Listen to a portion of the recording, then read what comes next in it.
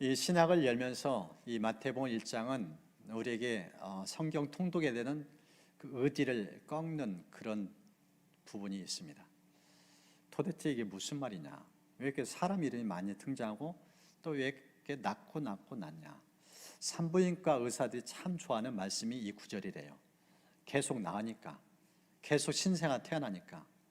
그래서 이 업이 안 될 때는 마태복음 1장을 묵상한다는 그런 설이 있습니다. 사실인지 여부는 모르겠고요. 우스갯소리 하는 얘기겠죠. 사실 우리가 성경을 통독하기로 작정하고 신약도 있고 또 구약도 있고 이렇게 하는데, 올해부터는 우리 성도님들이 혼자 성경 통독하기 힘드니까 적어도 예수 믿는 사람이 1년에 한 번은 통독해야 됩니다. 최소한. 그래서 혼자 힘드니까 우리 교회 전체가 할 수 있도록 감사하게도 한국교회의 드라마 바이블이라고 아주 입체 낭독하면서 성경책이 없어도 운동하면서도 통독할 수 있는 그 음성 낭독 전문가들, 성우들, 또 전문 이렇게 성경 낭독할 수 있는 분들이 이렇게 재능 기부하면서 이 사역에 참여를 했어요. 그래서 많은 분들 또 배경까지 이래가지고 이 드라마 바이블로 통독하면은요, 성독하는 즐거움이 있어요. 그 배경이 느껴져요. 이런 배경 속에서 이 성경이 나왔겠구나, 그런 느낌을 가질 만큼. 그래서 아마 오늘 우리 작년부 단톡방에 1월 1일부 그 통독 분량 받으신 분이 있을 겁니다. 그 링크 주소를 클릭만 하면, 누르기만 하면은 자동적으로 통독이 되어져요. 분량이 한 20분 정도입니다. 20분 되게 시간 낼 수가 있어요. 그 이상 가면은 집중하기 힘들고. 그래서 날마다 정기적으로 이제 신구약을 통독하고 끝부분에는 시편을 또 기도로 마무리할 수 있도록 이렇게 아주 지혜롭게 편집해서 이제 여러분 제공할 겁니다. 그런데 이제 신약으로 넘어와서 이 마태복음 통독할 때 이름에 일단은 어려워요. 누군지 모르고. 그런데 이름 하나하나 따져보면서 이 사람 인물을 연구해 보면은 아주 깊은 메시지가 있습니다. 근데 주일마다 각 사람 하면은 너무 힘들 것 같아서 이 본문에 주시는 중요한 3가지 메시지를 좀 중심으로 이 말씀을 같이 나누합니다. 이 본문을 쭉 읽어보면요, 주시는 마음이 느껴져요. 어떤 마음인가? 하나님이 인류 역사 속에서 쉬지 않고 일하신다. 쉬지 않고 일하시는 하나님의 모습을 보여줘요. 하나님 신실하심, 성실하심. 그 인생의 허물과 죄악에 마음으로는 불구하고 인류의 구원에서 얼마나 하나님이 주도권을 가지고 열심히 일하신지 이 족보만 봐도 그걸 느껴집니다. 이 본문 속에 하나님께서 왜 이렇게 열심을 가지고 쉬지 않고 일하시는가, 그 이유 3가지를 좀 나누려고 합니다. 그 첫 번째인데요, 그 첫 번째는 무엇보다도 하나님께서 우리와 언약을 맺었어요. 언약 때문에 쉬지 않고 일하시는 모습이 있습니다. 여러분 본문을 보십시오. 1절, 아브람과 다윗의 자손 예수 그리스도의 계보라. 아브람과 다윗의 자손 예수 그리스도의 계보라. 이 신약을 열면서 두 인물을 주목시킵니다. 구약에 나오는 대표적인 인물 아브람, 그 다음에 다윗. 이 두 인물을 가장 먼저 주목시켜요. 이 두 인물 통해 주시는 메시지가 무엇인가? 이들과 언약을 맺었다는 거예요. 구약을 보면은 성경에 5가지 중요한 언약이 등장합니다. 우리 자막 보시면서 좀 참고해 주면 좋겠습니다. 첫 번째는 노아와 맺은 언약입니다. 인류가 죄악에 너무나 창궐했어요. 그래서 하나님이 도저히 참다가 안 되겠어요.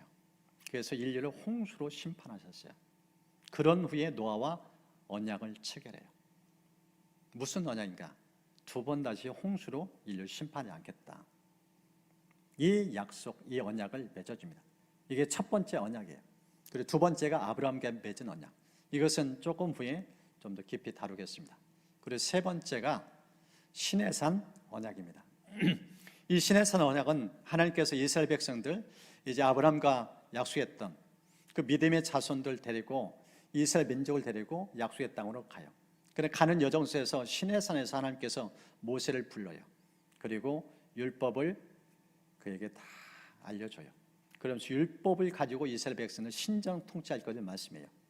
이 말씀대로 지켜 행하면은 너희가 제사장 나라가 된다. 거룩한 백성이 된다.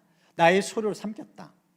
이런 말씀하면서 이 언약을 체결해요. 이것이 시내산 언약입니다. 그리고 이제 네 번째는 다윗과 맺은 언약. 이것도 조금 더 깊이 있게 좀 다룰 수 있도록 하겠습니다. 그리고 마지막 다섯 번째는 새 언약입니다. 이 언약은요, 앞에 나와 있던 시내산 언약의 또 다른 판이에요. 시내산 언약은 돌판에 새겼어요. 근데 이 돌판을 깨트렸어요. 이걸 지키지 못했어요.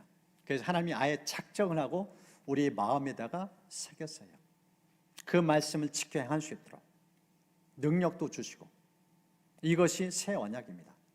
얼마나 적극적으로 의지를 가지고 인류와 약속을 체결하면서 구원의 역사를 일으키는지 이 언약 속에 그것이 느껴집니다. 그런데 오늘 본문에 나타나는 이 두 사람을 좀 더 깊이 있게 이제 좀 살펴보려고 합니다. 먼저 아브라함과 맺은 언약. 여기에는 두 가지 중요한 특징이 있어요. 이제 첫 번째 부분을 보면 창세기 12장에 아브라함 불러요. 어떤 선사가 그를 불렀는가? 앞서서 창세기 3장부터 11장을 보면은 인류가요, 죄악을 범해요. 선악과를 따먹지 말는데 그 선을 넘어요. 그러면서 죄악이 온 인류 속에 흘러가요. 이걸 막을 도리가 없어요. 그리고 그 죄악의 끝판왕이 어딘가? 창세기 11장에 인간이 힘을 모아서 바벨탑을 쌓아요. 하나님을 몰아내고 자기 왕국을 세워요. 하나님이 참다가 도저히 안 됐어요. 그래서 그걸 허물어 버렸어요. 어느 날 혼잡시키고 인류 다 흩었어요. 그러면서 하나님께서 이제 인류 구원해서 한 사람 지명을 불려요. 그게 누구인가? 아브라함이에요.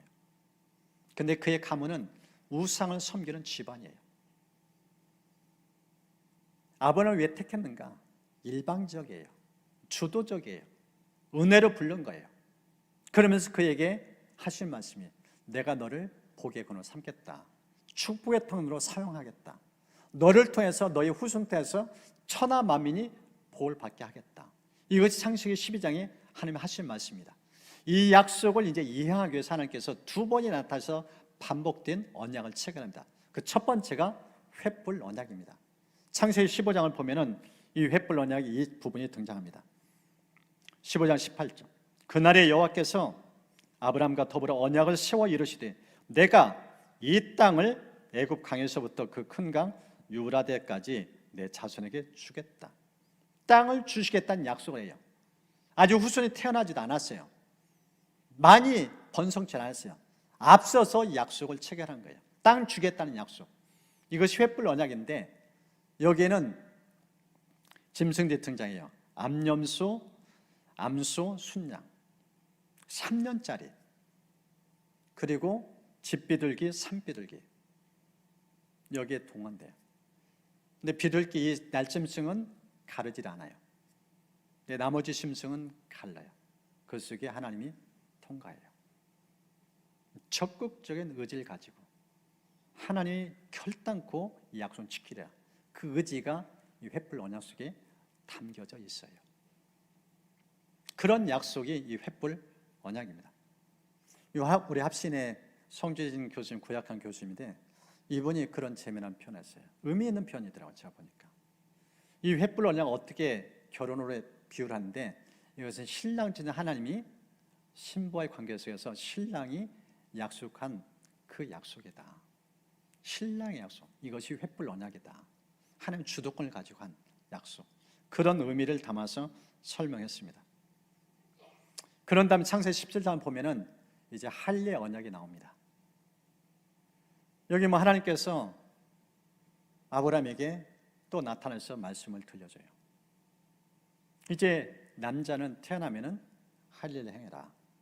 너희 집안에서 혈통을 따라 태어난 후손뿐만 아니라 심지어 이방 민족일지라도, 이방인일지라도, 돈 주고 사올지라도 그 사람조차 할례 행해야 된다. 이 할례를 통해서 하나님 주신 메시지예요. 창세기 12장, 너를 통해서 너희 후손을 통해서 천하 만민이 복을 받겠다.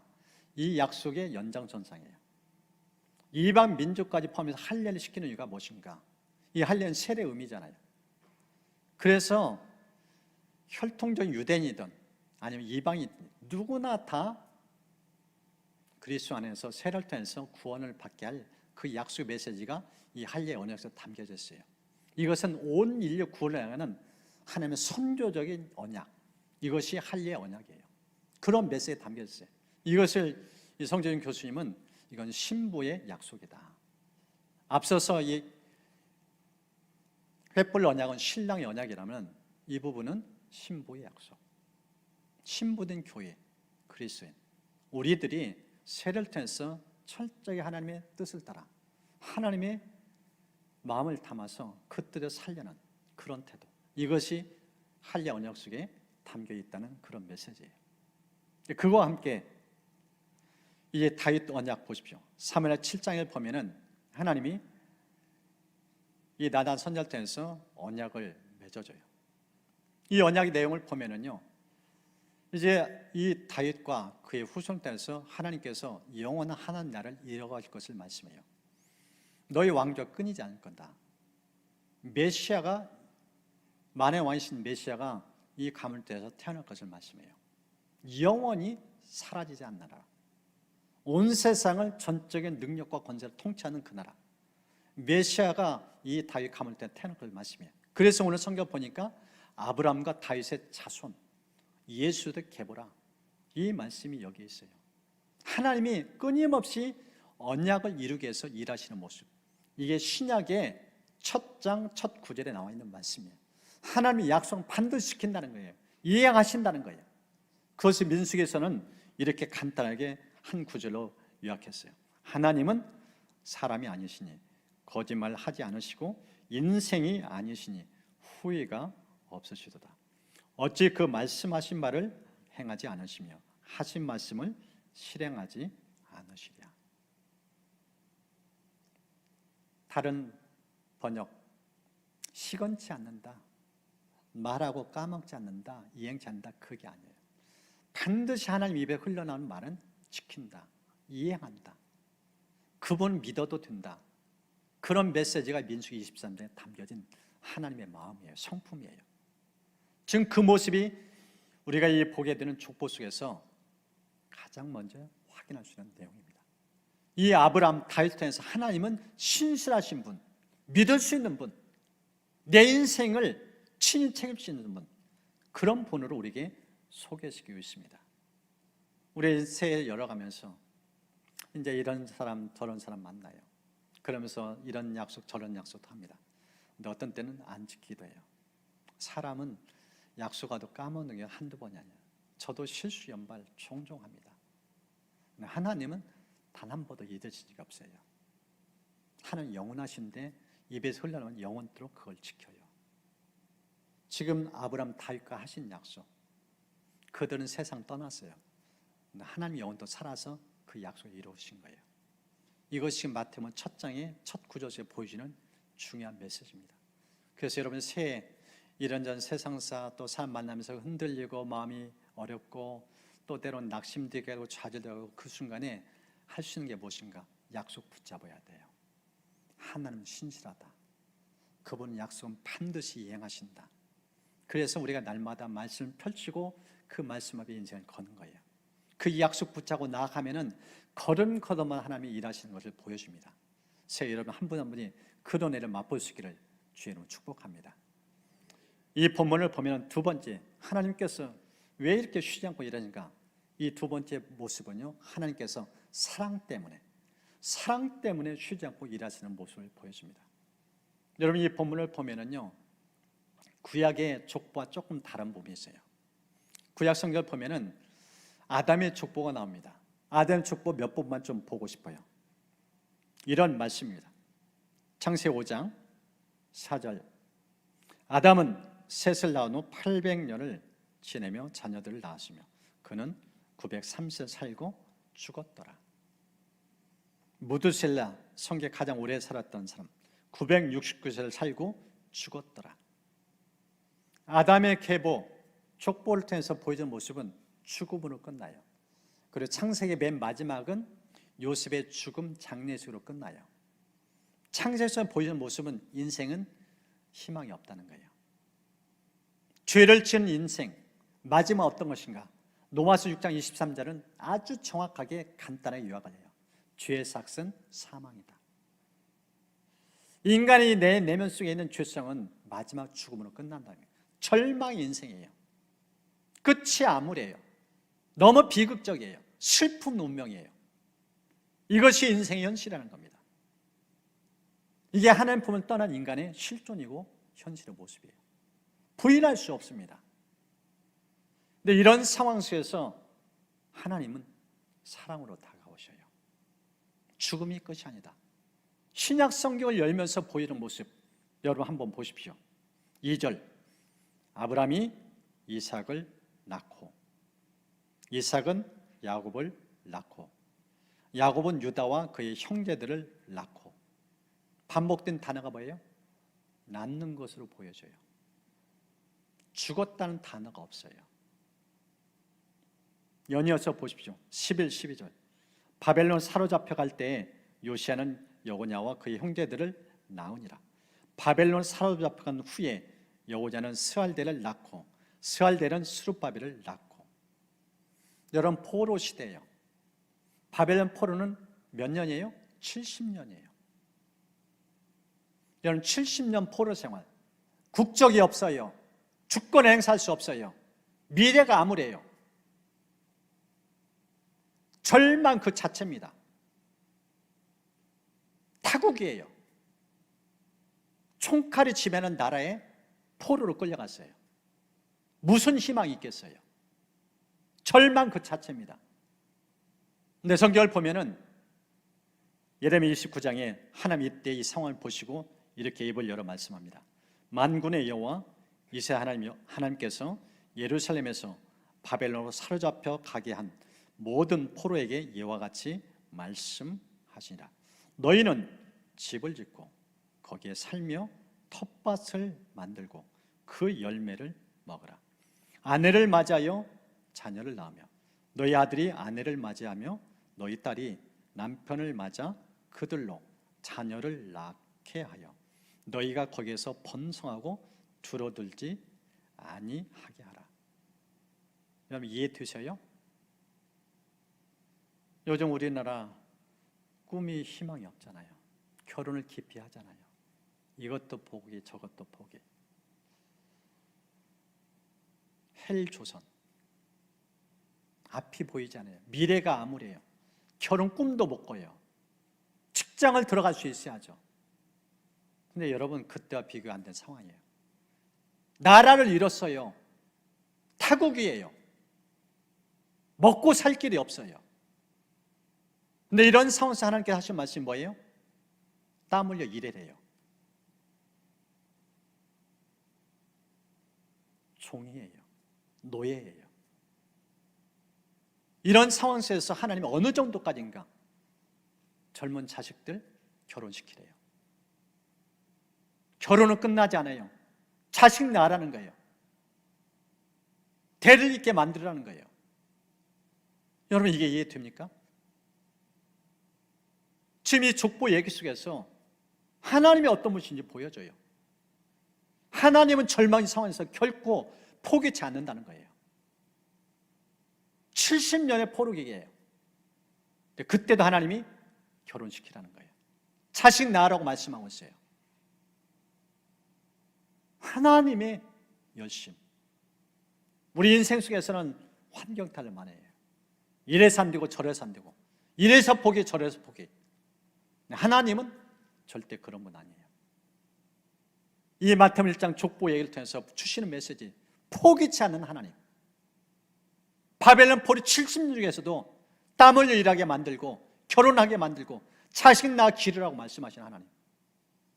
여러분 이런 하나님의 접근의 의지가 있었기 때문에 오늘 이 본문의 16절은 예수님이 이 땅에 오십니다. 16절 보십시오. 야곱은 마리아의 남편 요셉을 낳았으니 마리아에게서 그리스도 칭하는 예수가 나시니라. 왜 하나님이 포로 상황 속에서도 낳도록 하셨는가? 메시아가 오야 되니까. 예수님이 오셔야 되니까. 안 낳으면 후손이 없으니까. 그래서 계속 낳으라는 거예요. 이게 하나님의 열심이에요. 쉬지 않고 일하는 하나님의 모습입니다. 여러분 이런 말씀을 보면은요, 현실 앞에 주저앉을 수가 없어요. 일어설 수 있어요. 재기할 수 있어요. 의욕을 가질 수 있어요. 열정을 품을 수 있어요. 재도전할 수 있어요. 이런 열심을 가진 하나님이신데 뭘 두렵겠습니까? 그런 하나님의 모습을 이 성경 우리에게 보여줍니다. 제가 한 글을 이렇게 보는데, 여러분 인류 역사 3,400년 그런 상황에서 전쟁 얼마나 일하는가? 268년 동안, 전쟁이 없었던 때가 268년, 없었던 때가 268년. 퍼센트도 보니까 없었던 때가 8%, 92%가 전쟁에 연수했대요. 인류는 끊임없이 치고받아요. 부부간에, 친구간에, 이웃간에, 심지어 교인들까지도 전쟁의 연속이에요. 전쟁은 어때요? 마지막 죽음으로 끝나요. 비극적인 운명이에요. 그런 인생이 현실입니다. 이렇게 죄악으로 점철된 인생, 그런 속에서 하나님은 쉬지 않고 구원의 역사를 일으켜 오셔요. 이게 지금 이 예수의 계보를 통해서 주시는 중요한 메시지입니다. 이 하나님의 포기치 않는 마음, 이걸 보면서 여러분 날마다 일어서시기를 주의 이름으로 축복합니다. 요한 1장을 보면 사도 요한이 이렇게 예수님을 소개합니다. 그 안에 생명이 있었으니 이 생명은 사람들의 빛이라. 여러분, 우리가 예수님을 가까이 두고 예수님을 왜 중심에 오셨는가? 예수님 따르는 인생은 어두워요. 어둠 그 자체예요. 죽음 그 자체예요. 그래서 예수님을 자나깨나 붙들어야 돼요. 24년 주님 붙잡아야 돼요. 그분 놓치면은, 그분 포기하면은 내 인생 절망이에요. 끝이에요. 죽음으로 끝나요. 생명 그 자체라고 하세요. 그래서 날마다 주님을 모실 필요성이 있어요. 주님이 이 절망의 상황 속에서 한 곳 방문했어요. 장례 치렀어요. 나흘이에요. 돌문은 굳게 닫혔고 시체 썩어가는 환경, 이런 상황 속에서 이 상가를 방문해요. 입을 열어 주님 말씀합니다. 요한복음 11장, 나는 부활이요 생명이니 나를 믿는 죽어도 살겠고 무릇 살아서 나를 믿는 자는 영원히 죽지 않는다. 이것을 네가 믿느냐? 이것을 네가 믿느냐? 이것을 네가 믿느냐? 예수를 제대로 믿으라는 거예요. 현실은 절망이에요. 이제 장례식 치렀어요. 희망은 없어요. 다 꿈이 사라졌어요. 다시 못 만난다고 돌문을 굳게 닫아놨어요. 근데 그 현장에 주님 오셔서 하신 말씀, 내가 누구냐? 나 예수는 죽음을 모른다. 나는 영원토록 살아있는 존재다. 생명 그 자체다. 나 믿으면은 부활의 영광을 보게 된다. 그 메시지를 들려줍니다. 지금 이 성경부터 보여주는 메시지, 인생은 죽음으로 끝나는데 이 신약의 모습은 낳고 생명의 역사예요. 예수 믿으면 살아나는 역사가 있다는 거예요. 살리는 역사가 있다는 거예요. 새 여러분들이 이 말씀 붙잡고 살아나는 역사 있기를 축복합니다. 작년에 죽었던 절망적인 상황이 있다면 새 약속 붙잡고 나가십시오. 예수는 부활이요 생명이라고 했어요. 그 주님 내 안에 모시면 재기할 수 있어요. 다시금 빛이 임하여 능력이 임하고 권능이 임하고 열매가 풍성합니다. 우리 교회에 열려문의 은혜를 주셨어요. 이 약속 붙잡고 하나님 어떻게 다시 살리시는지 그걸 우리 모두 체험하시기를 주의로 축복합니다. 이제 보물 주시는 마지막 세 번째, 하나님이 쉬지 않고 왜 이렇게 일하시는가? 우리의 약함 때문이에요. 인간은 참 약하다는 거예요. 너무나 연약하다는 거예요. 이 본문을 보면은 여인 4명에 주목해서 볼 인물이에요. 근데 이 여인의 인생은 참, 이런 여인조차 성경의 족보에 등장할까? 그것도 예수 그리스도의 계보에 나타나실까? 그런 여인들입니다. 보십시오. 다말, 라합, 룻, 우리의 아내 바세바, 4명이 등장해요. 이 4여인 모습 보십시오. 좀 자세하게 좀 살펴보겠습니다. 여러분, 다말 어떤 여인이에요? 시아버지와 동침했어요. 근친 상간이에요. 네, 성경 읽어보면은 아픈 사연이 있어요. 결혼했는데 남편이 죽어요. 그런 가문을 잇기 위해서 이제 그 다음 아들이 또 결혼해야 돼요. 또 동침하고 자손을 이어가야 돼요. 근데 둘째도 죽어요. 아들도 있는데 아직 장사는 안 했어요. 아직 줄 나이가 안 돼요. 그러면서 준다고 시아버지 약속해요. 그러놓고 약속을 안 지켜요. 이 아들 주면은 이 아들만 죽을까 봐.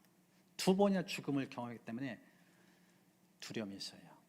주고 싶지 않아요. 말로 약속했는데 지키지 않았어요. 그래서 며느리가 변장하고 시아버지를 만나요. 창녀로 여겨요. 동침했어요. 쌍둥이를 잉태해요.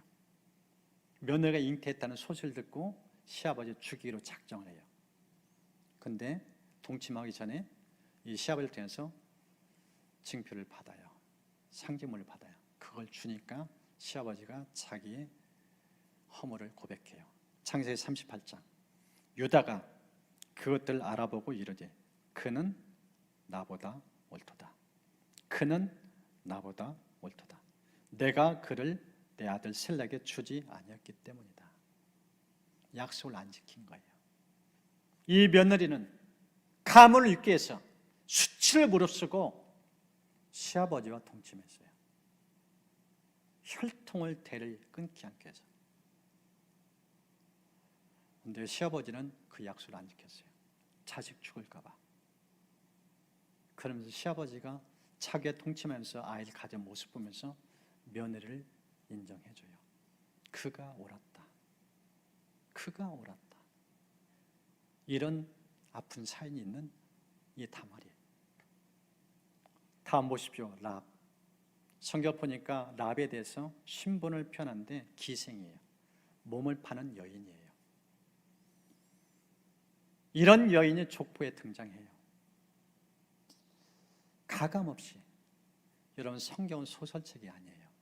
꾸며낸 얘기 아니에요. 역사적 사실 그대로를 기록한 책이에요. 근데 이 랍을 통해서 보여지는 모습은 무엇인가? 이 여인은 비록 천한 신분이었고 사람도 손가락질 닿을 만한 그런 삶을 살았는데 이 여인이 했던 정말 멋진 모습이 성경에 기록되었어요. 이제 이스라엘 백성들 약속의 땅을 진입하는데 정탐꾼 2명을 여호수아가 보내요. 근데 얘들이 발각됐어요. 스파이를 이 여인이 숨겨줘요. 이런 스파이를 숨겨주면 목숨을 잃을 수 있어요. 목숨 걸고 지켜준 거예요. 그러면서 이 스파이들에게 말을 전해줍니다. 여호수아 2장. 나는 주님께서 이 땅을 당신들에게 주신 것을 압니다. 우리는 당신들 때문에 공포에 사로잡혀 있고 이 땅의 주민들은 모두 하나같이 당신들 때문에 간담이 선을 했습니다. 이 여인의 입에서 흘러나는 말은요, 두 정탐꾼에게 너무나 큰 희소식이었어요. 하나님이 벌써 앞서 이 땅에 들어온 것을 보여준 거예요.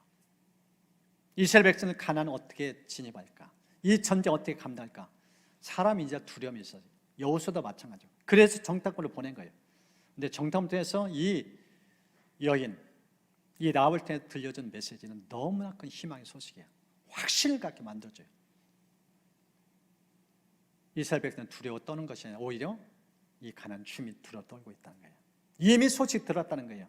출애굽 어떻게 하나님께서 이들을 인도하셨는지, 그리고 이방 왕들 어떻게 멸하셨는지 생생한 스토리를 다 들은 거예요. 이 얘기를 듣고 완전히 간담이 선회했어요. 두려움에 떠났어요. 우리도 죽겠구나, 이런 공포심. 그런 중에 이 여인은 목숨 걸고 이들 지켜주고, 이 보호를 지켜준 대가로 우리 가문, 우리 가족, 우리 친척, 우리 아는 지인들 다 살려달라. 그래서 살아나요. 이것이 신약의 예수 족보에 지금 들어와 있어요. 신분이 천했어요. 너무 부끄러운 과거가 있는 여인이에요. 근데 이 여인조차 하나님 들어쓰셔요. 그리고 롯, 사사시대, 아무런 시기, 정치도 경제도 너무 힘들고 먹고 살기 힘들어서 이제 고국 땅을 등지고 약속의 땅을 등지고 모압 땅으로 가요. 이방 땅이에요. 자식과 함께 가족 전체가 이민 갔는데 잘 살았나요?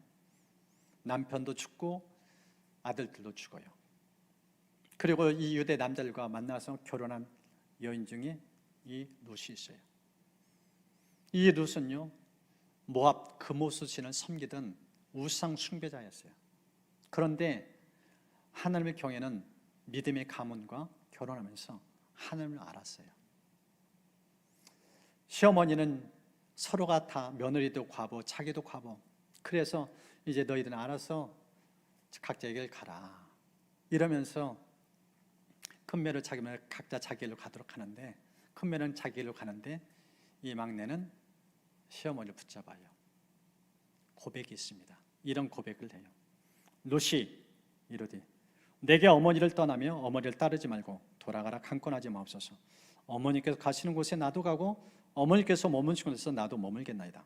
어머니 백성이 나의 백성이 되고 어머니 하나님이 나의 하나님이 되시리니 어머니께서 죽으시는 곳에서 나도 죽어 거기 묻힐 것이라. 만일 내가 죽는 일 위에 어머니를 떠나면 여호와께서 내게 벌을 내리시고 더 내리시기를 원하나이다. 목숨 걸고 시어머니를 붙잡아요. 그 치마폭을 놓지 않아요. 당신 놓으면 하나님 떠난다는 거예요. 이 모압 땅에 있으면 나 다시 옛 신을 섬긴다. 우상 숭배자도 인생 또 그렇게 살다 끝난다는 거예요. 이제 하나님 제대로 만나기 때문에 내 앞길 막막하고 어떻게 할지 모르지만은 나는 하나님 쫓겠습니다. 시어머니 믿는 그 하나님 나를 붙잡고 그렇게 내 인생 걸겠습니다. 그 믿음 따라 온 거예요. 하나님 이 여인의 중심의 태도를 보셨어요. 그래서 보아스를 만나게 하시고 보아스의 결혼을 통해서 이 다윗의 조상을 낳을 수 있도록 하신 거예요. 이방 여인이에요. 그런데 믿음 붙잡고 믿음을 살기를 결단하니까 이 여인을 통해서 믿음의 계보, 메시아의 계보가 올 수 있도록 들어서는 모습이 있습니다. 마지막 지금 우리아의 아내 이 밧세바. 여러분 밧세바 어떤 여인이에요? 목욕하다가 다윗이 불러가지고 동침했어요. 못된 다윗이에요. 근데 거기에 따라간 이 여인도 잘못 없잖아 있겠어요. 그런 모습이에요. 근데 동침했는데 어떻게 됐어요? 아이를 배웠어요. 임신했어요. 근데 하나님이 가만두지 않았어요. 이 임신 아이를 쳤어요. 출산했는데 일주일 후에 이 아이가 떠나요. 아이 죽음 보면서 비록 이 간음을 통해서 아이를 낳았지만은 이 아이의 죽음 연에서 너무나 아프고 슬펐어요. 그런 상황 속에서 성경 보니까 이런 말씀을 기록했어요. 사무엘 12장. 다윗이 그의 아내 밧세바를 위로하고 그에게 들어가 그와 동침하였더니 그가 아들을 낳으며 그의 이름을 솔로몬이라 하니라. 여호와께서 그를 사랑하사 선지자 나단을 보내 그의 이름을 여디디아라 하시니 이는 여호와께서 사랑하셨기 때문이라. 여러분 간음해서 아이를 뵀는데 아이가 죽었어요. 그럼 어떻게 되겠어요? 다윗 쳐다보기 싫을 거예요. 그 슬픔, 고통, 상처를 안고 멀리 떠날 수도 있어요. 근데 다윗이 맞고 아내로 맞아들여요. 응해요. 동침해요. 아이를 가졌어요. 근데 하나님이 어떻게 반응하셨는가? 사랑으로 반응하셨어요. 그 태도를 귀히 여기셨어요. 생명을 낳는 일에 이 여인이 자기 삶을 바쳐요. 그러면서 하나님께서 이 여인을 통해서 이 후손이 메시아 계보를 있게 만드는 모습이 이 성경의 스토리입니다. 내 여인의 특징, 어느 한 여인 고운 여인이 없어요. 흠없는 여인이 없어요. 다 흠집이 있고 과거사 밝히면 부끄러움 그 자체예요. 근데 성경은 이 메시아 족보에 있는 모습 그대로 실상을 드러내요. 무슨 뜻일까요? 인간이 이 정도 약하다는 거예요. 허물투성이라는 거예요. 그럼에도 불구하고 하나님은 그런 연약한 존재, 부끄러운 과거가 있는 사람조차도 들어서 하나님의 일을 하시는 도구로 쓰신다는 거예요. 여러분, 내가 모든 걸 다 갖춰야만 하나님 쓰시는 게 아니에요. 부족해도, 약해도, 허물이 있어도 얼마든지 쓸 수 있음을 이 성경은 보여줍니다. 그래서 하나님께서 여러분들의 교회에서 무엇을 맡기거나 또 일터에서 어디에서 무엇을 맡길 때 여러분 부족하지만 연약하지만 순종을 응하면은 하나님께 여러분을 통해서 놀라운 역사를 일으키십니다. 오늘 성경 바로 그런 모습을 우리에게 보여줍니다. 이제 말씀을 마무리합니다. 이 신학성을 처음 대하면서 참 읽기 힘든 이 예수님의 계보, 족보 얘기, 도대체 무슨 얘기를, 무슨 메시지를 하려고 이렇게 구구절절 사람들만 등장시켰는가 의아시하겠는데 중요한 세 가지를 함께 나눴습니다. 첫 번째가 뭐라겠어요? 하나님이 언약 때문에 쉬지 않고 일하시는 모습을 보여줬어요. 두 번째는 무엇 때문에요? 사랑 때문에. 인간은 죄성이 있고 하나님을 등져요. 그리고 죽음으로 끝나요. 그런데 신약의 계보는 살리고 살리는 역사예요. 예수 다 생명 그 자체예요. 그게 사랑이라는 겁니다. 그리고 마지막 세 번째 무엇입니까? 네. 우리의 약함, 우리의 허물, 우리의 죄악 많아요. 하나님은 그것 보고 일하시지 않아요. 약함에도 불구하고 들어쓰셔요. 그래서 지난 인생 동안 여러분 어떻게 살았든지 그거 중요치 않아요. 십자가는 모든 허물을 다 덮습니다. 우리 약함 때문에 주님이 더 감히 드러난다고 성경 말씀하셨습니다. 이 들은 말씀 마음에 새기면서 이제 우리 찬양 좀 기도의 자리로 나갔으면 좋겠습니다. 이 찬양도 쉬지 않고 일하시는 하나님의 모습을 우리에게 보여줍니다. 세상 모든 민족이 구원을 얻기까지 쉬지 않고 일하시는 하나님, 우리 함께 찬양하면서 좀 기도하도록 하나님께 나가도록 하겠습니다.